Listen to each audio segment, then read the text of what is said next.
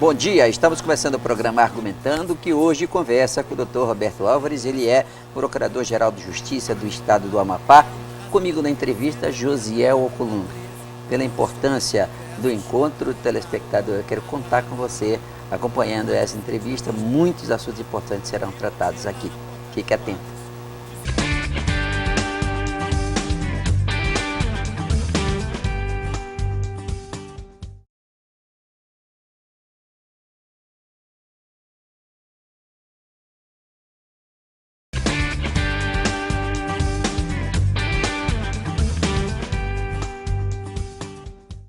Muito bem, de volta agora sim, conversando com o Dr.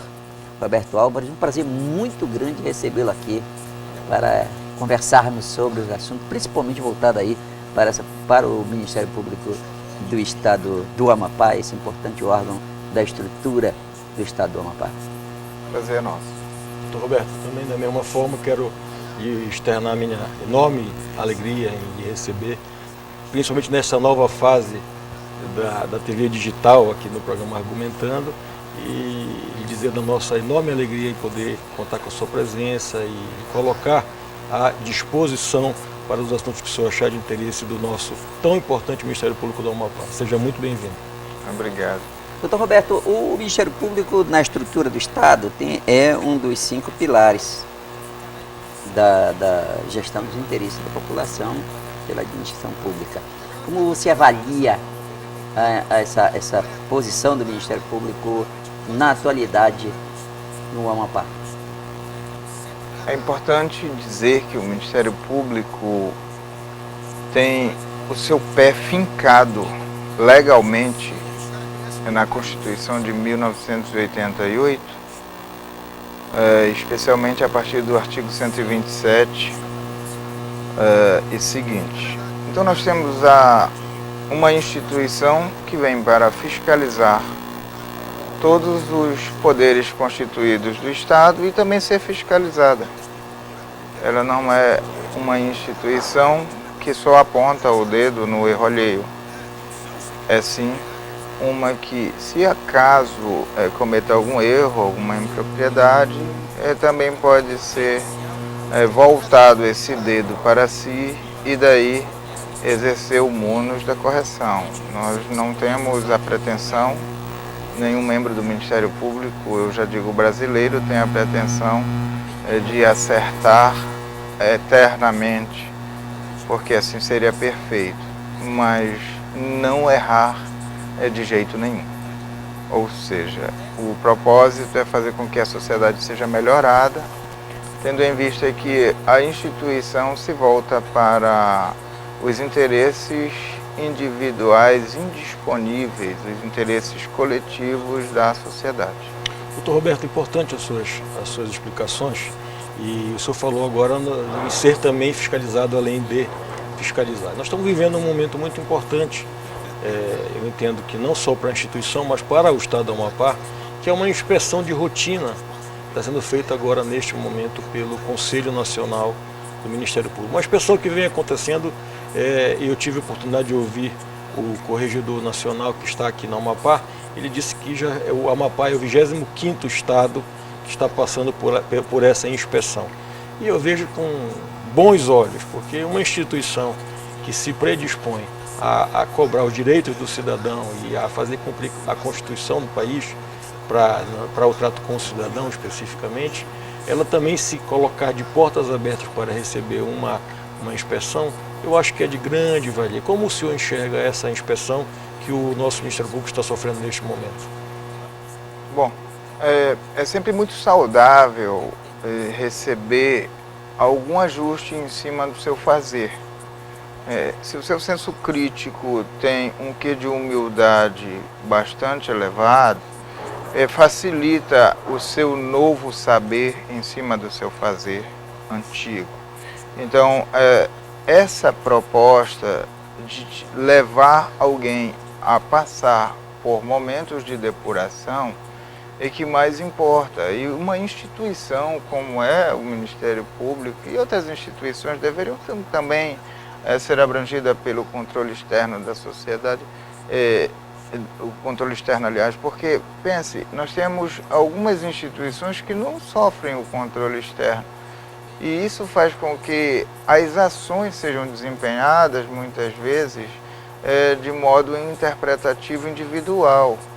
Quer dizer, alguém que é um agente do Estado, é um agente público, está exercendo uma função pública, mas não sofre algum poder de fiscalização de um órgão mais superior. E isso faz com que ele se sinta tão à vontade que mesmo que involuntariamente finde cometendo algum equívoco, algum erro nesse fazer. O que não justifica, claro, porque a finalidade é atender de modo mais otimizado, de um serviço melhor prestado à coletividade.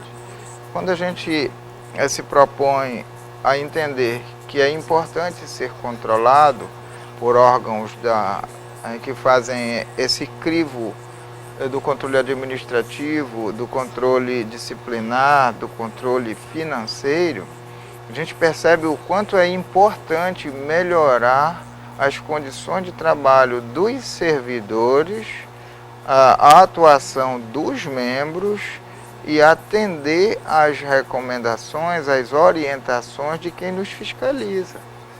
Então nós não temos essa pretensão de perceber que quem nos inspeciona esteja, de uma certa forma, nos censurando. Ao contrário, nós percebemos que quem nos inspeciona está nos melhorando, está nos trazendo conforto para fazer melhor aquilo que a gente já vem fazendo bem. O Ministério Público, ele recentemente assumiu um papel que ele queria muito, que era o papel de investigar. Foi tanto que as interpretações nas lutas que os agentes do Ministério Público, os representantes do Ministério Público tiveram, foram muitas. Mas aí chegou a investigação, digamos assim, aquela uma sem nenhuma restrição. Como é que o Ministério Público se sente como investigador? Observe bem, quando era para a ação penal, uma conduta que infringe um artigo, um dispositivo do Código Penal ou de uma lei penal, o Ministério Público, considerado pela Constituição de 1988 já como o dono dessa ação. Dono não no sentido de ser proprietário da ação penal, mas no sentido de ser ele quem interpõe a ação penal nesses crimes onde não é possível abrir mão da ação penal, ou ação penal pública incondicionada. É só o Ministério Público que pode ingressar.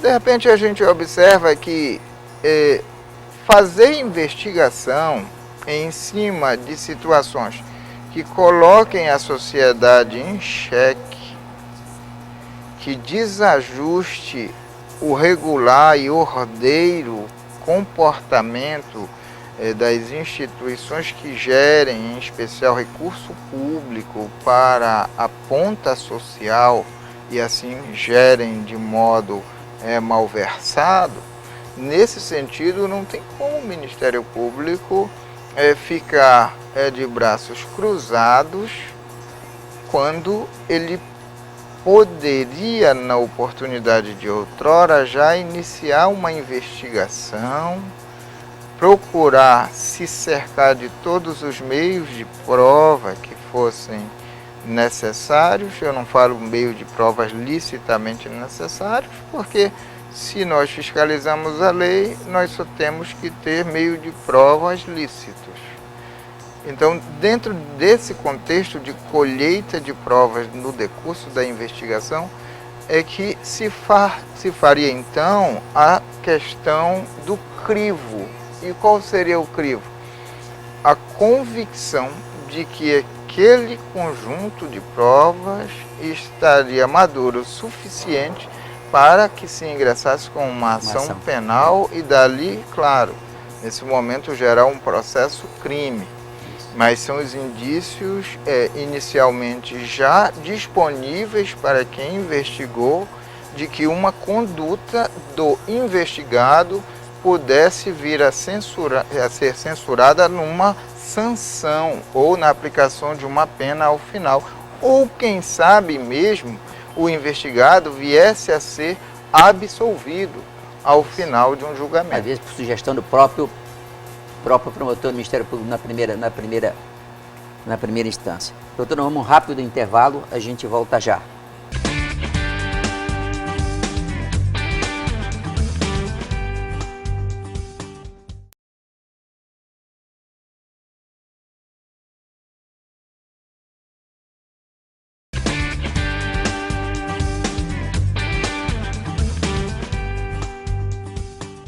Muito bem, estamos de volta conversando com o Procurador-Geral de Justiça do Estado do Amapá, falando sobre várias situações.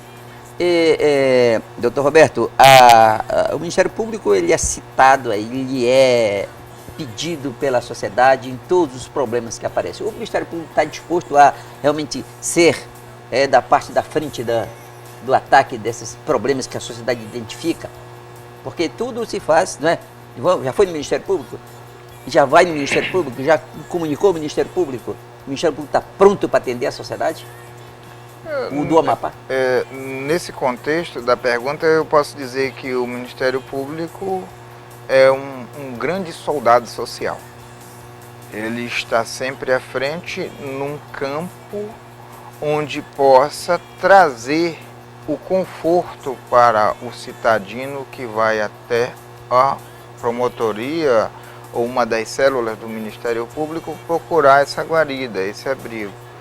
Então, assim, eu posso falar, o Ministério Público não é aquele que vai abraçar todas as frentes da sociedade, mas é aquele que já tem abraçado em si todas essas frentes. E por isso que finda sendo o grande guardião da Constituição e das leis. Ou seja, ele não é aquele que está se propondo a ser.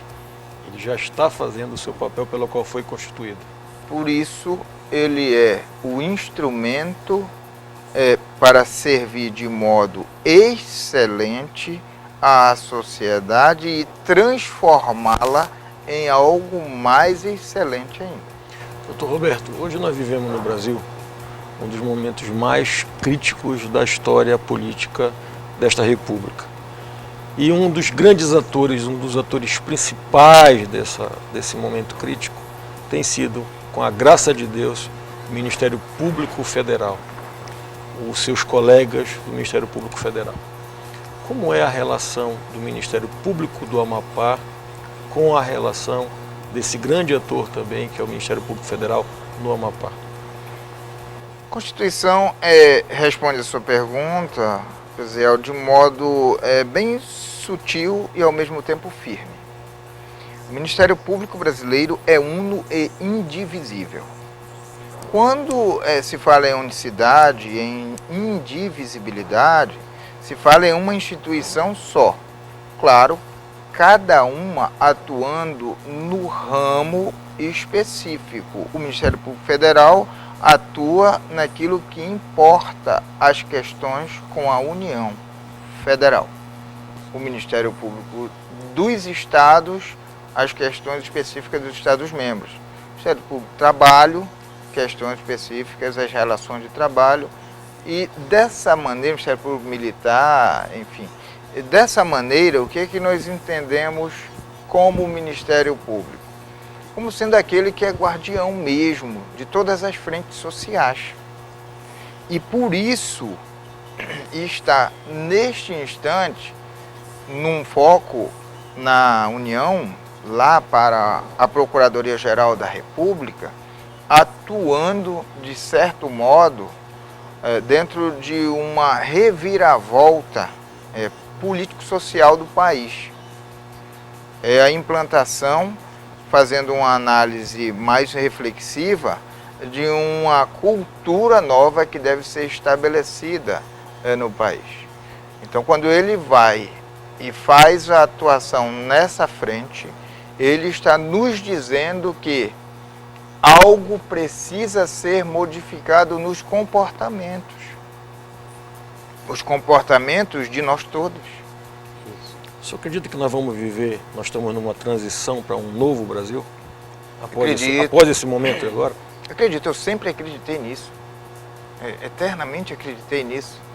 O que leva essas pessoas que estão aí e não vê esse panorama, não tem o temor, o que está acontecendo? Porque eles se repetem, as mesmas pessoas cometem os mesmos crimes sucessivamente, cometeram no passado, estão cometendo no passado remoto, passado recente, estão cometendo no presente.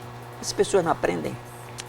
Eu diria que está acontecendo uma revolução muito exposta, de modo positivo, pela mídia e, ao mesmo tempo, muito silenciosa.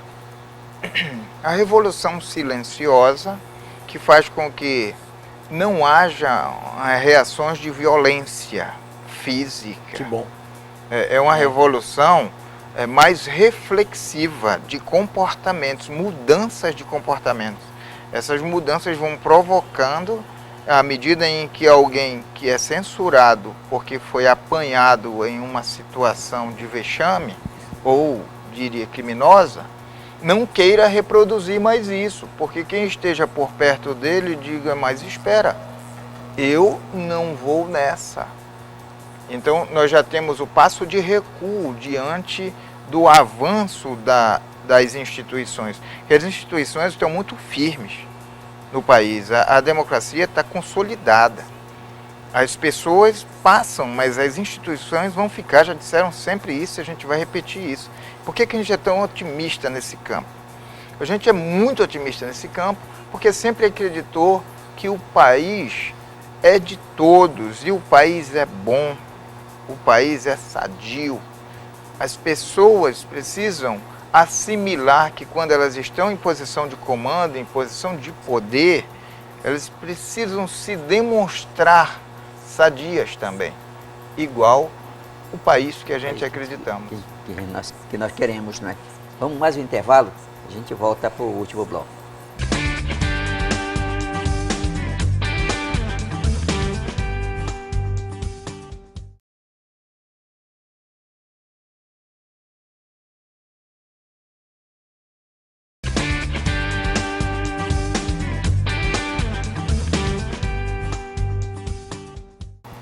Muito bem, estamos de volta para o último bloco, conversando aqui com o Procurador-Geral de Justiça do Estado do Amapá. Procurador,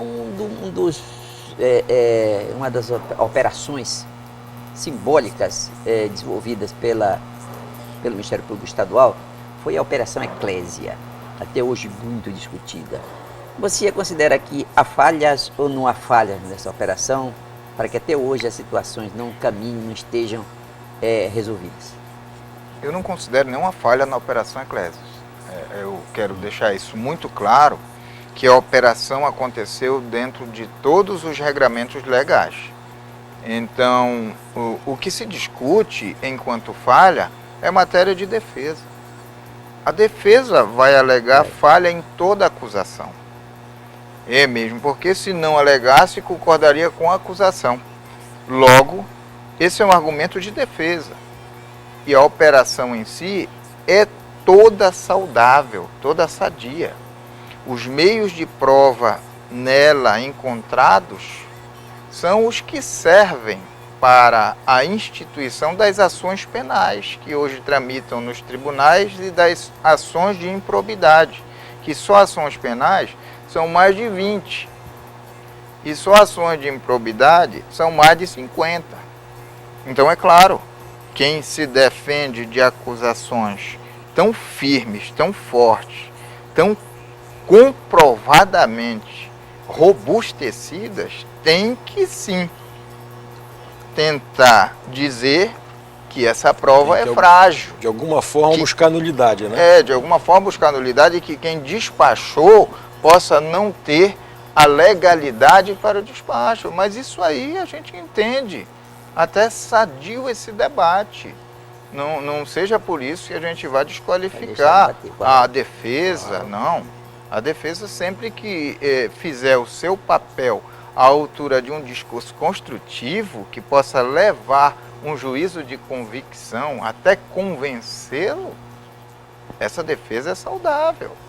só não é saudável a partir do momento em que possa atingir a honra de quem esteja ali, não é, sendo debatido naquela causa. Agora, doutor, o Ministério Público do Estado, ele abraça muitas responsabilidades estabelecidas na própria legislação. E hoje nós temos um número já considerado insuficiente de promotores, não é? E até de procuradores. Como você avalia essa situação do quadro de promotores e procuradores do Ministério Público atual aqui no estado do Amapá? Essa pergunta é extremamente importante. Não é? Eu acho que é uma das perguntas mais felizes assim que a gente possa ter. Porque imagine que onde há um juiz, há um promotor. Imagine que para que o tripé da justiça funcione bem, de modo equilibrado, também deve haver um defensor.